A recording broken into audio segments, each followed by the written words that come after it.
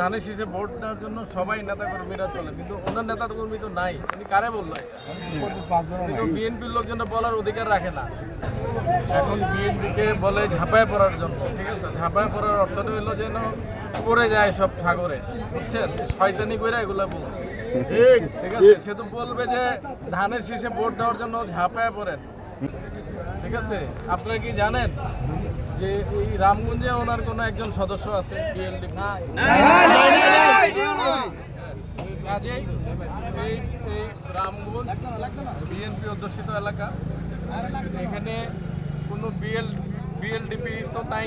আমরা যারা বিএনপি করি, বিএনপি থেকে এই এলাকায় নমিনি হবে সামনে।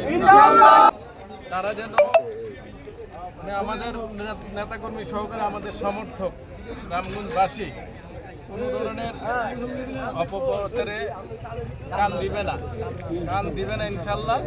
আমরা এই এলাকায় ধানের শীষের মার্কায় আগামীতে ভোট দিয়ে আমাদেরকে ইনশাল্লাহ আমাদের জনাব তারেক রহমানের হাতকে শক্তিশালী করবে, আমার বেগম জিয়া আমাদের মা, তার হাতকে শক্তিশালী করবো ইনশাল্লাহ।